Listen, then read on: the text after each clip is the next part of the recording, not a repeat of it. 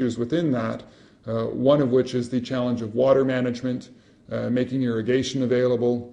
Again, just as was done in Japan and Korea and other countries throughout East and Southeast and Northeast Asia, the availability of and the importance of investment in water, in small-scale water management, is paramount for these farmers where they're actually using rain-fed agriculture in general. Because the geography and geology is so different, they're often, especially in the Sahel region, the bit just below the Sahara, in countries like Mali, in northern Kenya and so forth, they're facing extreme water stress.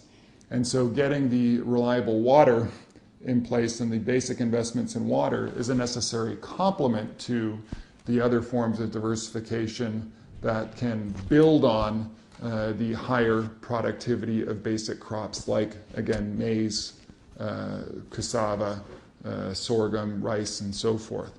And each crop mix is different in each place because what they can grow is a little bit different. But we're seeing that this is an important step where there's a lot of interest and a lot of crucial investments to be made to get that next phase going into phase 2 of the Millennium Villages project. So that's a very quick outline of where we are today. We've seen that there's enormous momentum and enthusiasm around the Millennium Villages.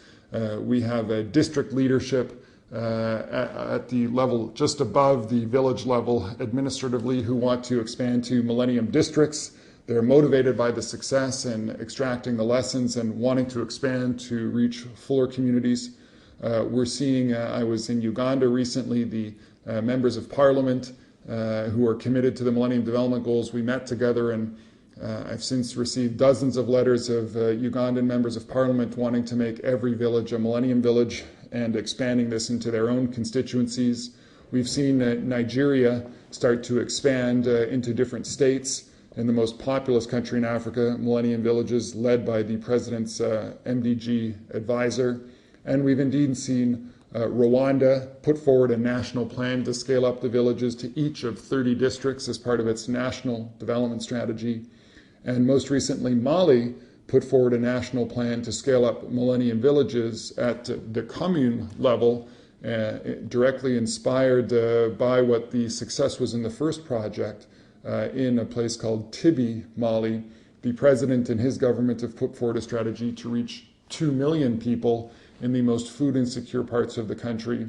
And again, those promises from the international community to provide the needed financial support are the critical gap right now so that the government of Mali can really take that program to large scale, to build on the success, and to show what it looks like for not just hundreds of thousands of people to achieve the Millennium Development Goals in rural Africa, but indeed for millions and millions of people to achieve those same goals. The population of sub-Saharan Africa is approximately 700 million people. Roughly 2/3 of those people live in rural areas. And so we're really talking about the need to expand these basic integrated packages of support to approximately, in rough numbers, 500 million people. And so we're 1/100th or 1/1000th, I should say, of the way there in this project, but I think providing some important examples. And I'll finally add by saying that the Japanese government has provided important leadership in this, in expanding the Millennium Villages project. They provided some of the earliest support in 2005 to expand the project to 10 countries. And earlier this year at the TCAD summit, they provided an important announcement to expand the project through other partners to Mozambique, Madagascar, Benin, and Cameroon.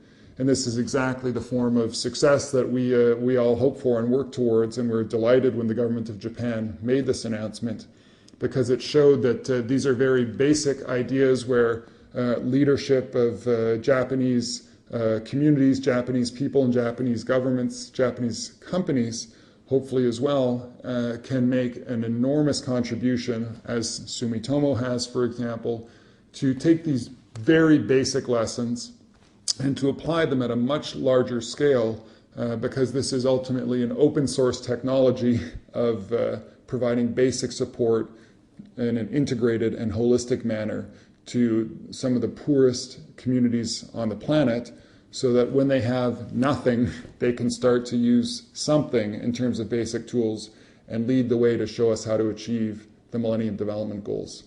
So let me thank you again for allowing me to share these basic perspectives.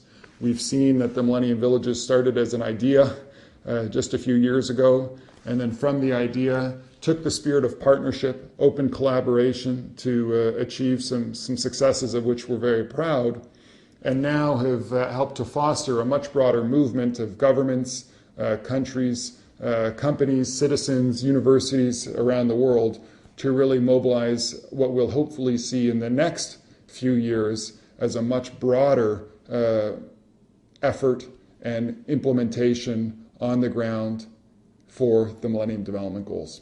Thank you very much.